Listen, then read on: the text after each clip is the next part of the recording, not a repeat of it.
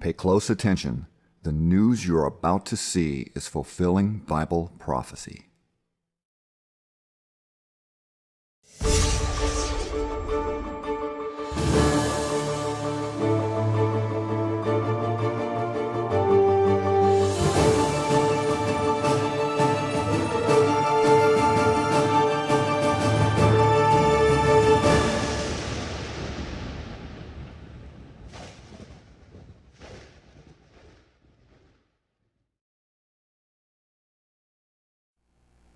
Welcome to another edition of YPN News, bringing you the news that relates to Bible prophecy and foretold by Yeshua Hawkins. Well, we're still seeing numerous protests across the United States, and that is having a very negative ripple effect on police officers. Some of them, many of them wanting to quit their jobs, some even taking it as far as taking their own life. So we'll have those stories for you. Also, we'll have a speech from President Trump as he said what he would do if the local authorities were not able to handle the protesters, that basically he was going to come in there hard and fast and deal with it himself. That's right. Also, we see that the vaccines are now coming forth, trials to target the COVID-19. We'll have those details. First, though, we're going to talk about California and some of the major fires that are taking place out west. Well, we've come to relate wildfires with the West Coast, particularly California. But this year's fires have been burning out of control across the state and into neighboring states at record high levels. Now, the fires are so numerous across the western United States, it's like a plague of burning heat and smoke, leaving nothing but destruction and broken hearts behind. That's right. Extremely dry weather coupled with high winds have created a firestorm that has burned over 2.3 million acres this summer alone. Now, this is a new state record for the history books. Thousands of Californians have already been evacuated, as thousands more are facing the same future. Now, with no end in sight, the skies over San Francisco are now glowing with an orange haze as the smoke chokes the city's skyline. Well, believe it or not, it's still early in the fire season, but California's state record of acres burned has already been broken. Now, since the 15th of August, there have been 900 wildfires in the state, and currently about 15,000 firefighters are battling 23 major fires in California alone, where there have been at least 8 deaths and 3,300 structures completely destroyed. Well, officials are saying the goal right now is to protect life and property. Incident Commander over the Bobcat fire, Steve Goldman, told reporters, the situation that we have right now, it is a life-threatening situation with the weather that we have for the next 3 days. Well, in comparison, at the same time last year, 118,000 acres had burned. That seems like a drop in the bucket compared to the now 2.3 million acres that have been consumed in California alone, which is 20 times the amount of acres burned. Quite an increase. That's right. Well, California's Governor Gavin Newsom commented publicly concerning the reason for the surge in the fires. Newsom stated, as it relates to the issue of climate change, we are experiencing unprecedented confluence of issues this year that we did not experience last year. Unprecedented record temperatures, a heat dome that impacted the entire West Coast of the United States. That's right. In fact, climatologists agree with the governor, citing the temperatures reached 120 degrees Fahrenheit this summer in Los Angeles. They say the conditions now being experienced are definitely the result of climate change. Well, now in Oregon, thousands more people are experiencing a power outage as huge fires are blazing just north of Portland. Oregon's governor has also declared a state of emergency as over 3,000 firefighters have been sent to battle fires raging there over the last 2 weeks. While the world is desperately searching for a cure for the coronavirus, one pharmaceutical company's trials came to a screeching halt as news of a participant becoming sick. While everyone is wondering if the vaccine being studied by Astrazeneca caused the illness in the patient, the answer is not yet clear. The website STAT was the first to release the news that the trials had been paused and a review of safety data was taking place to try to determine the participants' reason for becoming ill. Astrazeneca explained in a statement that pausing a trial is not uncommon at all. It is a necessary part of the process during trials where an illness takes place. Numerous health experts are in agreement that this does not mean the potential vaccine is dangerous or that the study is over. It's been reported that Dr. Anthony Fauci said the illness was unfortunate, but the pause was routine. And White House advisor Dr. Scott Atlas agreed with Fauci, emphasizing by pausing the trial, this is proof that the process is safe, as a safe one. Well, the illness, which is a viral infection that the participant is experiencing, is under investigation. There is still hope it is unrelated to the vaccine. Now, this was one topic being discussed at a vaccine hearing on Capitol Hill, among other issues like how a vaccine, once approved, would actually be distributed. The Astrazeneca and Oxford University trial, one of 9 vaccine candidates worldwide, have made it to phase 3 late-stage trials. However, it's the only one that's been reportedly paused due to a potential adverse reaction. Now, there are 62 sites across the U.S. involved in the AstraZeneca trial, including Florida. Moderna, another drug company, is working in cooperation with the University of Miami's Miller School of Medicine on their own phase 3 vaccine trials. Now, this study involves 1,000 participants, and Moderna has said their study has not been affected by the current situation with AstraZeneca's trials. Well, there has also been some concern about the White House and President Trump pushing for an approved vaccine by Election Day, while the CDC has requested the help of state governors to work with their health departments in preparation for the distribution of the vaccine as soon as November 1st. Some medical experts say this time frame might be too optimistic. Dr. Fauci, for example, has suggested vaccines might be ready to be introduced closer to January or sometime early on in 2021. Well, regardless of the administration's timeline, 9 pharmaceutical companies have pledged to, quote, stand with science, and have agreed they will not put out a vaccine until it has been carefully examined for safety and will produce the desired results. Now, U.S. senators say they want scientific evidence to prevail over politics as well. Now, as a side note, Pfizer, Moderna, and AstraZeneca are included in the 9 companies who made the pledge to, quote, stand with science. And, you know, they're saying by January of next year, trying to have these things available. But interesting, Katan, Yoshua Hawkins has said science will not find a cure for this coronavirus, the COVID-19. So we're going to see, and what we've always seen with Yoshua Hawkins' words is that they're proven to be true, just as we'll see here in a little bit with what President Trump said, and that in a recent press conference that he made, or not a press conference, but more of a statement he made, and then something that Yoshua Hawkins said 14 years later, his words were proven exactly true, just like they took place. That's right. That's right. Well, we're going to take it over to our field correspondent Larry McGee, as he has a few reports for us regarding shootings in Chicago. Now, we had been continuously reporting on those shootings for a long period of time.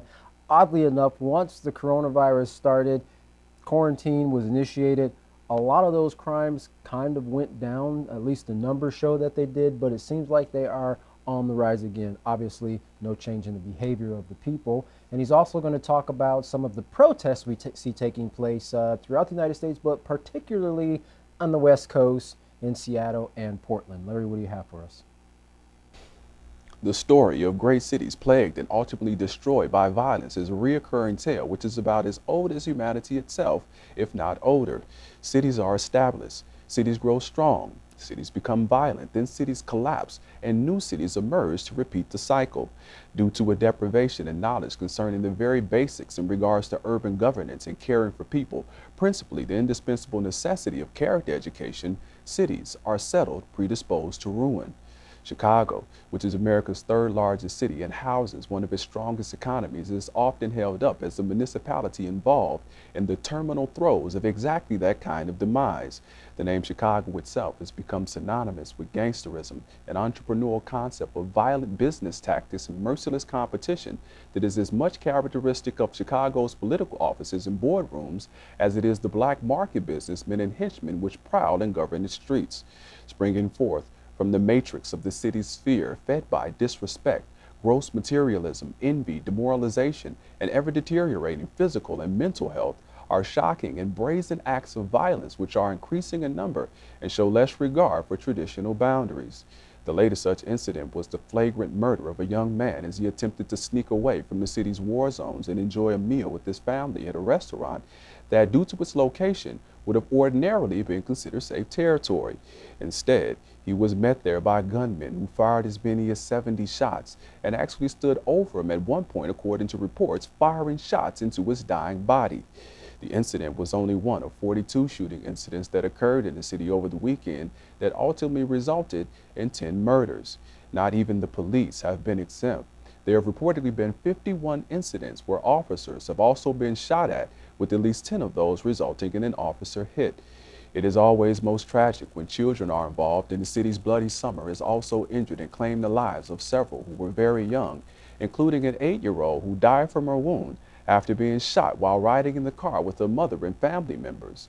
The superintendent for Chicago's police department says violent offenders are acting with impunity, much more than the city has seen in the past. It is not just the city of Chicago where police officers are facing assaults and violence. In Seattle, Molotov cocktails were hurled at officers attempting to shield their union officers from angry crowds.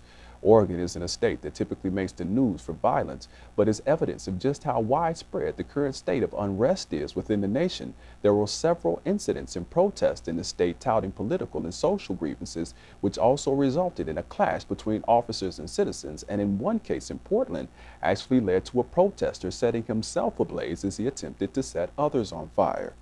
The protests in Portland, which have been going on for some 100 days now, is powered by the Black Lives Matter movement, which has long since lost credibility among genuine social activists and advocates who see the group as having hijacked the energy and banner of a legitimate cause to justify intolerance, anarchy, and questionable lifestyles. There was high hostility in the city, however, as the BLM's polar opposites arrived all charged up, chanting support for the current administration and ready to fight about it. Police have struggled to maintain order in the face of the uproar and have had to resort to tear gas and other forms of force in an effort to contain it. For YPN News, I'm Larry McGee. Good time, Jeff. Back to you. Well, Portland and Seattle, just two of the still very numerous protest sites that are taking place across the United States. Right. And again, we'll have President Trump's speech where he said how he was going to deal with such situations. In Houston, Texas, the 4 police officers involved in a deadly shooting of a man named Nicholas Chavez were fired from the department. Now, 27-year-old Chavez, who had a history of mental illness, was also on his knees before he was shot to death after officers said that he picked up one of their stun guns, which turned out just to be a piece of metal. Well, up next is a speech, as we were telling you about, from U.S. President Donald Trump as he speaks to the public regarding the steps that the government is planning to take in response to the ongoing rioting across the nation. Take a listen. My fellow Americans, my first and highest duty as president is to defend our great country and the American people. I swore an oath to uphold the laws of our nation, and that is exactly what I will do. All Americans were rightly sickened and revolted by the brutal death of George Floyd. My administration is fully committed that for George and his family, justice will be served. He will not have died in vain. But we cannot allow the righteous cries and peaceful protesters to be drowned out by an angry mob. The biggest victims of the rioting are peace-loving citizens in our poorest communities. And as their president, I will fight to keep them safe. I will fight to protect you. I am your president of law and order and an ally of all peaceful protesters. But in recent days, our nation has been gripped by professional anarchists, violent mobs, arsonists, looters, criminals, rioters, Antifa, and others. A number of state and local governments have failed to take necessary action to safeguard their residents. Innocent people have been savagely beaten, like the young man in Dallas, Texas, who was left dying on the street, or the woman in upstate New York viciously attacked by dangerous thugs. Small business owners have seen their dreams utterly destroyed. New York's finest have been hit in the face with bricks. Brave nurses who have battled the virus are afraid to leave their homes. A police precinct has been overrun. Here in the nation's capital, the Lincoln Memorial and the World War II Memorial have been vandalized. One of our most historic churches was set ablaze. A federal officer in California, an African-American enforcement hero, was shot and killed. These are not acts of peaceful protest. These are acts of domestic terror. The destruction of innocent life and the spilling of innocent blood is an offense to humanity and a crime against God. America needs creation, not destruction. Cooperation, not contempt. Security, not anarchy. Healing, not hatred. Justice, not chaos. This is our mission, and we will succeed. 100%, we will succeed. Our country always wins. That is why I am taking immediate presidential action to stop the violence and restore security and safety in America. I am mobilizing all available federal resources, civilian and military, to stop the rioting and looting, to end the destruction and arson, and to protect the rights of law-abiding Americans, including your Second Amendment rights. That is why I am taking immediate presidential action to stop the violence and restore security and safety in America.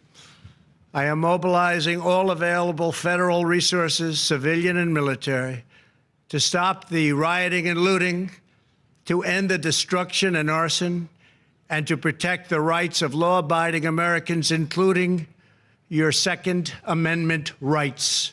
Therefore, the following measures are going into effect immediately. First, we are ending the riots and lawlessness that has spread throughout our country. We will end it now. Today, I have strongly recommended to every governor to deploy the National Guard in sufficient numbers that we dominate the streets. Mayors and governors must establish an overwhelming law enforcement presence until the violence has been quelled. If a city or state refuses to take the actions that are necessary to defend the life and property of their residents, then I will deploy the United States military and quickly solve the problem for them. Are broken down. Every house is shut up. Every house shut up. You get what it's saying there? This is speaking, brethren, of quarantine. This is speaking, brethren, of quarantine. This is speaking, brethren, of quarantine. They've already made plans that if certain things hit certain places, they're going to cut them off from the world. They're going to quickly, the government will step in. They're going to leave it to the states first. If the states don't take care of this and do it as the government says, they're going to quickly step in and cut that city off from the rest of the world. If you lived in Abilene or any other town in the United States, you'll know it can't be cut off from the rest of the world and live. Store up some food. You're going to need it. The government will step in. They're going to leave it to the states first. If the states don't take care of this and do it as the government says, they're going to quickly step in and cut that city off from the rest of the world. The government will step in. They're going to leave it to the states first. If the states don't take care of this and do it as the government says, they're going to quickly step in and cut that city off from the rest of the world. If a city or state refuses to take the actions that are necessary to defend the life and property of their residents, then I will deploy the United States military and quickly solve the problem for them. Well, as we finished up there with a quote from Pastor Yisrael Hawkins, over 14 years ago, making that statement, which almost the same words President Trump, you can hear President Trump saying himself. Well, police officers nationwide are walking off the jobs as the protests continue to rage on throughout the United States. Now, one of the reasons being low morale, as the world's largest organization for the police, the IACP, says that it's battling a mental health crisis with an increased number of suicides of officers, with 188 suicides this year, more than twice the number of officers who died in the line of duty. Well, the culture of fear for police officers against expressing their emotional and mental health is a part of what's causing the rise in suicides of the police. In fact, this year, President Trump authorized $7.5 million annually for the next 5 years for national police suicide prevention efforts, which is to include mental health screening and added training. Matt Thornton, a detective with the Zion, Illinois Police Department, told CBS this morning in an interview, he said, "Let's just all admit that we're broken and join arms, and let's talk about this stuff, because we're not meant to do this by ourselves. We're not meant to suppress all of this. It needs to come to the forefront because I'm sick of it. I'm sick of crying," he said. "I can see the signs because I've lived them." Now, Detective Thornton had been with the department for 16 years. That's right. And you can see how there's a lot that weighs on the minds of, police officers with the things that they see on a daily basis, violence, family violence, crimes against children, and so forth. If they don't have an outlet for them, they internalize that, and eventually it comes out in some of these very things that we're reporting on right now. Well, moving on over to Israel and the Middle East, Dr. Joseph Drazanin, the Director General for the Israeli Ministry of Regional Cooperation, in an interview with I-24 News, spoke regarding the accord signing between Israel and the United Arab Emirates. Dr. Drazanin said that even though the accords will be signed soon, there is a large number of business delegations from Israel heading to the UAE. Netanyahu is expected at the White House before Rosh Hashanah for the signing of the accord. And Drazanin said that we should not look at this as an agreement just between the Israelis and the Emirates, but an agreement between our region and the Gulf region. Well, lastly, staying in the Middle East, the Arab League has voted not to condemn the peace agreement between the UAE and Israel after Mohammed Abbas softened his tone against the UAE before the meeting. Now, the Palestinian Authority submitted a draft resolution that does not condemn the agreement or urge Arab governments to act against it. This, of course, is seen as a shift view, as earlier this week Abbas accused the UAE and the Bahrain of blocking a resolution calling on Arab states to adhere to the 2002 Arab Peace Initiative.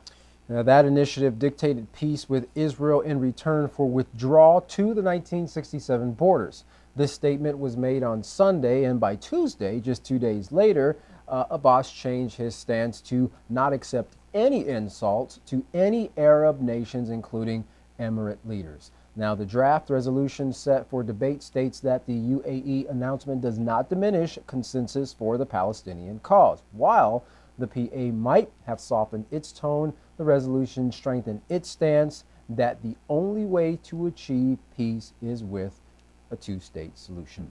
And of course, that is something that Yisrael Hawkins had talked about many years before it actually came to pass in the mark of the beast, showing that there was going to be that signing, that agreement, that two-state solution was also worked within that. And that's what they've stuck to for many years, and they've always gone back to that same thing. So it's interesting to see that that's still what they're saying needs to be done.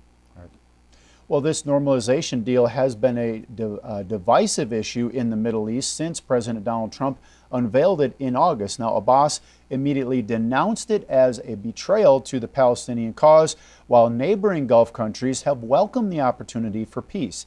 And Bahrain is expected to be the next Gulf kingdom to normalize ties with Israel. So we're seeing a shift there with the Palestinians and Israel. Before they were constantly at each other's throats. Now they're starting to normalize ties, they're starting to work together, and they're very excited with the business ties, because that's going to start to generate the income, the revenue in those areas that have not been coming in for a very long time because of all the ongoing conflicts. Well, we can see the iteration and reiteration with agreements among nations as, of course, they try to work towards peace, while unrest on a local level is raging out of control. And of course, when you add to that the record-breaking wildfires in California, a place where, of course, a lot of our fruits, our produce comes from, and the ongoing coronavirus we still have taking place in the United States and many other places throughout the world, you have a recipe for global disaster as we inch closer and closer to the breaking point. But of course, there is a light of hope, a speck of hope in the world of darkness, and that light is coming forth from the house of Yahweh and the teachings that Yisrael Hawkins has been bringing forth to mankind for many, many years now, showing them the way to peace prophesied many, many years ago in your very holy scriptures. If you'd like to find out more information on where you can find that information for peace and what you can do to apply it in your life, contact the House of Yahweh, and when you do, don't forget to request your free copy of the Prophetic Word magazine and the monthly newsletter. Here's how. To contact the House of Yahweh, you can write them at the House of Yahweh, P.O. Box 2498, Abilene, Texas 79604. You can call them at 1-800-613-9494. Visit them on any of their websites by going to yahweh.com, yisraelhawkins.com, or yahwehsbranch.com. You can also visit our website by going to ypnnews.com. If you would like to email the House of Yahweh, you can do so by emailing info@yahweh.com. For any international calls, you can call the number that's on your screen now. And once again, if you have still not checked out the two programs, the Yisrael Says program by going to yisraelsays.com, or the Ask Yisrael program by going to askyisrael.com, do so today. You can go to those websites, type in a search. There will be pages and pages of information coming up for you to view and review, to increase your knowledge of the Holy Scriptures, the truth there that we see coming forth from Yisrael Hawkins and the House of Yahweh. Well, don't go anywhere, because up next, again, that message of peace coming forth from Yisrael Hawkins. From all of us here at YPN News, I'm Katan Alexander. And I'm Jeffrey Heimerman. Thank you for watching.